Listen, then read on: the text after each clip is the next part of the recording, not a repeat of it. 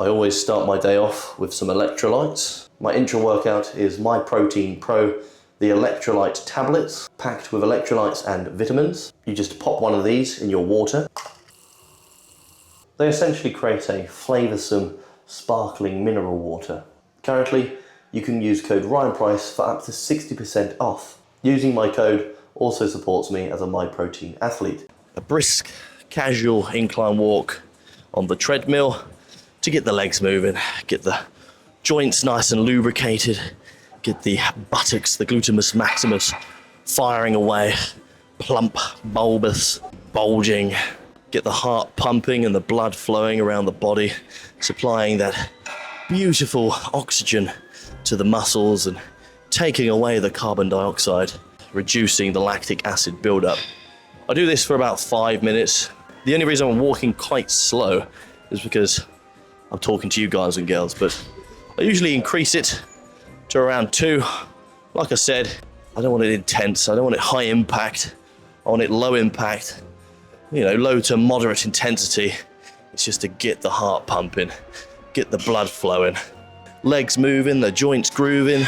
If you wanted to, you could scroll through your social media platforms, or you could people watch like I do. I find it rather interesting to see the shenanigans and all of the peculiar behavior people do when they think no one's watching, but I am.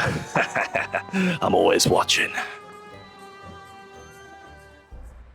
The first thing I do is I don't really know what to call it, a banded RDL, a banded straight leg, or a banded deadlift. Regardless, the idea is to mimic the movement pattern of the deadlift. What I do, I stand on the bottom of the band and I put the top bit of the band over my shoulders. I do this for 2 sets of 10 to 15 repetitions.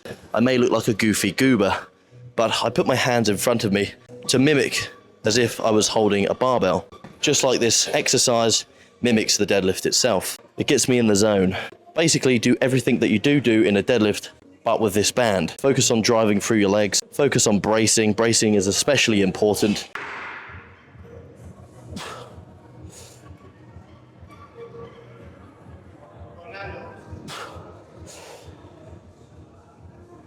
Again, it's all about directly carrying over to the movement pattern of the deadlift, mimicking your deadlift. So you want everything pretty much the same as your normal barbell deadlift, just with the band. So I typically start off with a plate aside. I do this for like 5 to 8. Then I'll jump to 140 or 150, and then maybe 180, 190. It all depends on how I feel.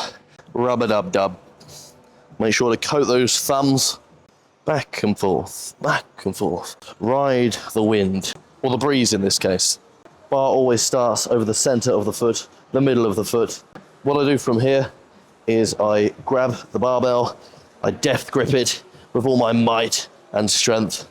Now everyone is different, but personally, I raise my hips, which pulls the slack out of the barbell, and as I go down, I'm filling that invisible balloon in my belly, bracing as hard as I possibly can, but not so hard that I'm going to pop a blood vessel.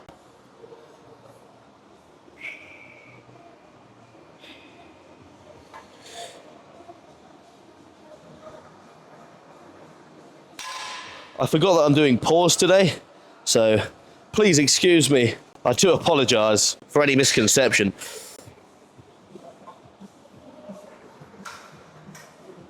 Today, my focus is making sure that I hold that pause, that the bar is still, is stiff, it's rigid. A girthy bar needs to be in place, not moving around everywhere like a Flopolopoulos.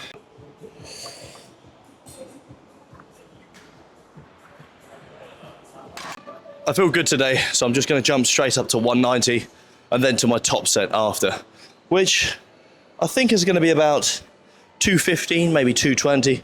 It all depends on how this feels. I'm going to do this for a triple, and then the next set, my top set, will be for a triple at RPE 5.5. 5.5?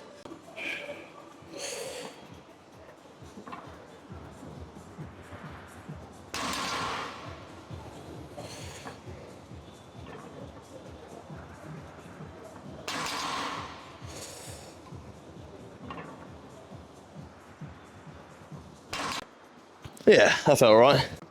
Between each set, especially when it comes to warm-up sets, I don't tend to rest a lot. I probably rest between 90 seconds to maybe 2 minutes. Tends to be on the low end. For instance, I did 60, slapped on 140, did 140 straight away, slapped on 190, literally waited like a minute and then did that. Now I'm gonna bash this out. This is my top set. I need my belt because when it comes to secondary days or variations of lifts, especially one like this, which isn't just a deficit, it's a deficit paused, you're probably looking at about a 10 to 15, maybe even 20% reduction compared to your competition style deadlift or whatever it is that you're doing. So do take that into account. Do not use your comp style, whatever exercise you're doing, 1 rep max when you're doing your secondary days, because your secondary days are going to be more high impact in their own way. For instance, a pause squat, you're stuck in the hole. It's going to take a bit more toll on you than just squatting down and coming straight back up. Same with something like this, quite a brutal variation of the deadlift.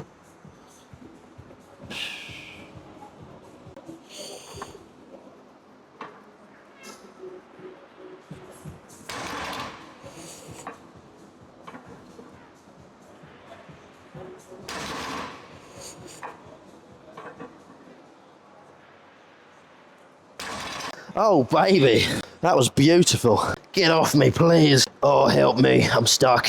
That was fantastic. Out come the straps. Why not just do the double overhand hook grip? You preach about direct carryover. The musical instruments are frying my brain, my mind, my thoughts, my soul. As I was saying, you preach about direct carryover, but you're not doing the double overhand hook grip with your back offsets, and that is because I don't want to fry my thumbs just like I fried my brain, my thoughts, my soul with that bloody music. It's a nice balance. This is not my primary deadlift day. This is my secondary deadlift day. I don't want to have fried thumb tips by the time my primary deadlift day comes along. We've got 200 kilos loaded up on the barbell and ready to be deadlifted for 3 sets of 5 repetitions.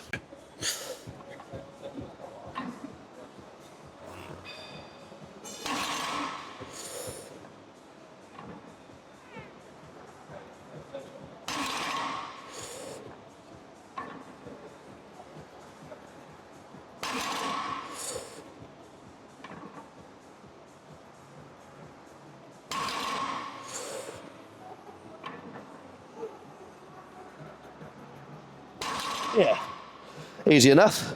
So I had 5 minutes of rest between my top set and this back off set, and I'll have 5 minutes of rest between each back off set. Moving on to the accessory exercises now. I'm doing weighted pull-ups, 2 sets of 5 reps at RPE 9, followed by 2 sets of bodyweight pull-ups for AMRAP. I've got a 20 kilo plate. I'm gonna see if I can get this for 5 quality reps. We're not going for quantity, we're going for quality. Got to be careful of the old meat and 2 veg, not that it hangs that low. That's horsecock territory. I'm also using a cable attachment across here, just for reference.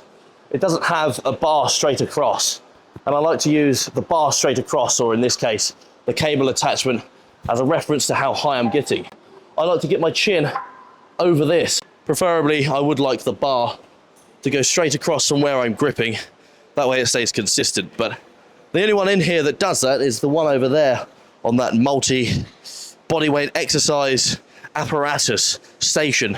It's just the handles are rubber, so slippy, slidey, and one of them is rolling at the minute. It needs tightening up. This is metal, and I like gripping hold of metal. Digs into those already built up calluses of mine.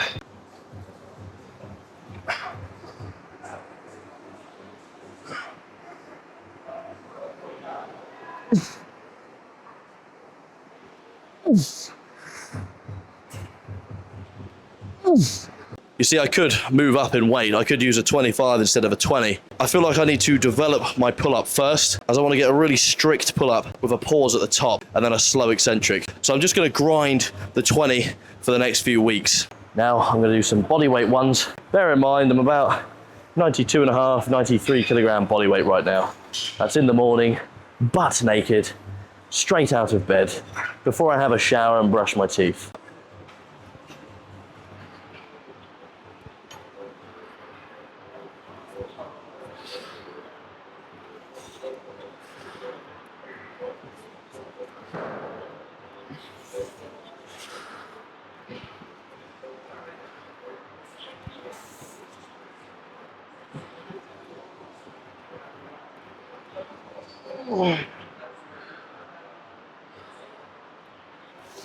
Yep, that'll do. My body felt like a feather compared to the weighted pull-ups. Like the pull-up, I use the same grip width as my bench, so it has a direct carryover to my bench. Whilst power building is a bit more emphasis on the accessory exercises, and you can play around with them a little bit more, the accessory exercises have to stay relevant to the squat, bench and deadlift. For instance, the weighted pull-up and the weighted pull-down hit the upper back in a way that is very similar to the bench press. The muscles activated during a pull-up and pull-down are the same muscles activated during a bench press. So working through those planes and strengthening those planes is going to be key to strengthening your squat, bench and deadlift. I'm assigned 2 sets of 8 repetitions, and then I'm doing single arm lat pull downs for 2 sets of 10 repetitions. The single arm lat pull downs is just to correct imbalances. Unilateral work is very important for doing that. If you find that you have imbalances in any part of your body, then doing some sort of unilateral work that works on that imbalance by equaling out the strength and stability in both sides of said muscle group or muscle will build up stability and strength for your squat, bench and deadlift.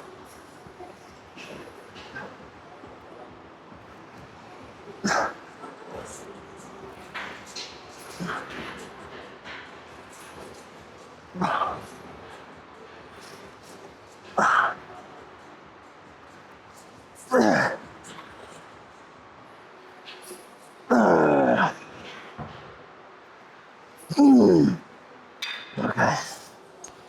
Yeah, buddy. For unilateral lat work or upper back work, I have fallen in love with this machine. It feels so damn good as long as you do it correctly. I'm using a neutral grip, just like I used a neutral grip with the pull downs. And come to think of it, I was supposed to use a neutral grip for the pull-ups as well, because that is the most natural position for your arm to be in.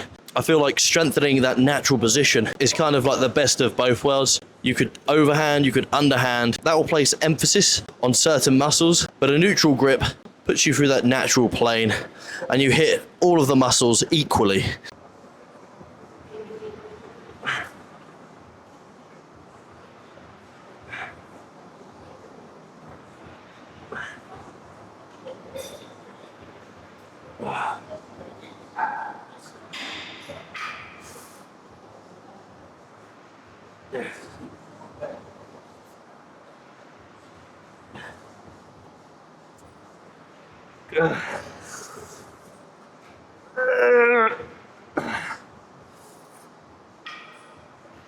Yeah, quality. That's quality. Let me put this over here.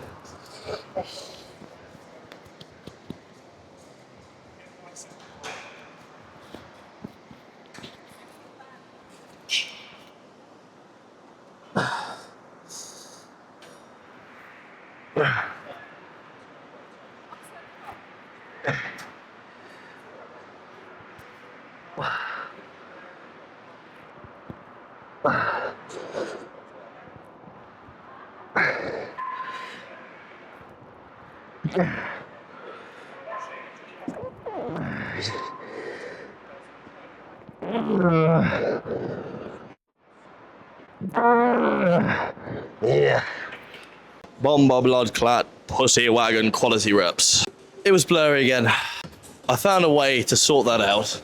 I've only just found out how to do it. So next episode, there will be none of that bollocks, but let's crack on with it. We're doing some EZ barbell curls now. Target the bicep a bit more than the forearm.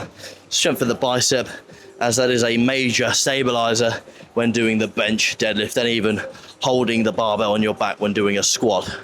Again, I'm really sorry about the blurriness. I can assure you I have figured it out now.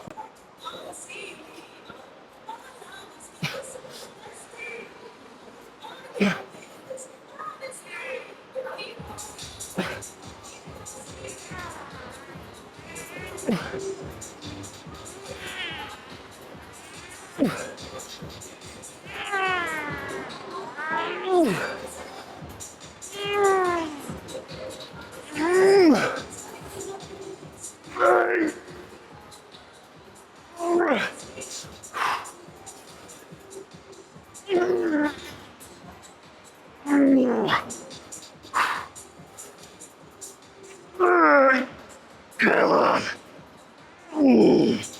Yeah. Holy moly. By the nine divines. Let me know if you would still like to see me sat at my desk, suit and tie, whiteboard in the background, laptop on the desk, with graphs, sheets, PowerPoint presentations. Obviously I won't long it out. It'll be a short, like 3 to 5 minute segment going over my training, the ins and the outs, before we actually get to training. But let me know if you would like to still see that interview / HR introduction. Before I finish my training session or episode, I may do some posing as well, I'm not too sure. Now that I'm doing power building and I've cleaned up my diet, I'm going to get leaner and I'm going to get meaner. So it would be kind of nice to not only see the strength increases, but the change in my body composition as well. Almost like I'm documenting my body recomposition journey, like I do my strength journey. Your guys and girls' feedback is crucial, it is vital. It is the most important part about this channel. You guys and girls are the train on the track. You are the people that will send this YouTube channel to the stop that it is supposed to be at. So do not hesitate but to suggest something in the comment section below.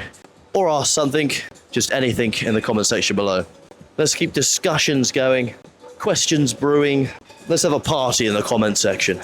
Balloons, cakes, those little things that you blow out of when they go, woo, confetti. That is a wrap.